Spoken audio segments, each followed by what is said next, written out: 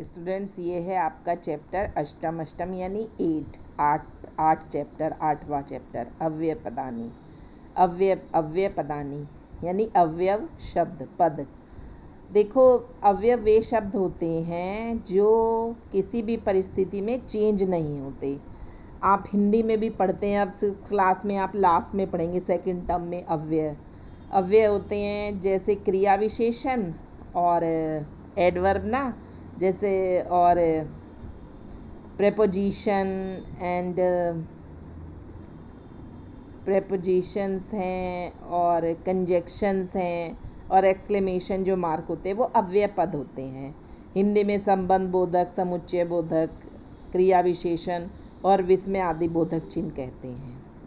न व्ययम इति अव्ययम, जो व्यय ना हो, व्यय यानी खर्च ना हो, वो अव्ययम है। क्या है? अव्ययम। न अव्ययम इति, जो व्यय ना हो यानी खर्च ना हो, इति अव्ययम, वे अव्ययम है। अर्थात जिन शब्दों के रूप कभी परिवर्तित नहीं होते, जब कभी भी जो किसी भी परिस्थिति में परिवर्तित, वे अव्यय कहलाते हैं। इन पर काल, वचन, विभक्ति एवं लिंग परिवर्तन का कोई प्रभाव नहीं पड़ता। इन पर किसका? काल का। यदि राम धीरे लिखता है, राम धीरे लिखता था, राम धीरे लिखेगा, तो धीरे जो शब्द है वो तीनों काल में एक जैसा रहेगा। राम धीरे लिखता है और वे सब धीरे लिखते हैं, तो भी एक वचन और बहुवचन में भी वही रहेगा। लिंग है, राम धीरे लिखता है, सीता धीरे लिखती है, तो धीरे हमेशा धीरे ही रहेगा, तो इनमें कभी कोई परिवर्तन नहीं होता।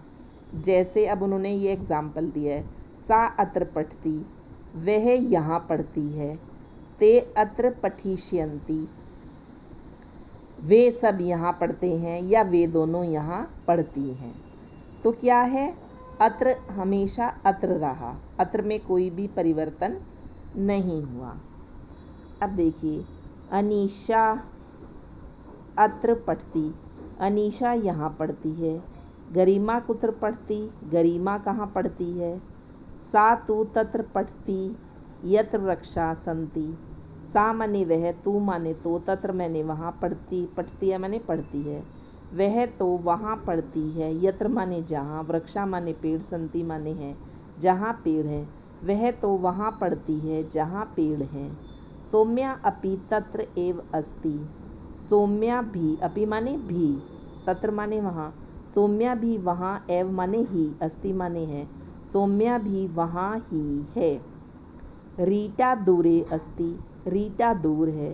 सा उच्चे हस्ती, उच्चे माने बहुत जोर से, वह जोर से हंसती है या वह तेज आवाज में हंसती है। अब है निमित्त है दीपिका च मित्रे स्तः। निमित्त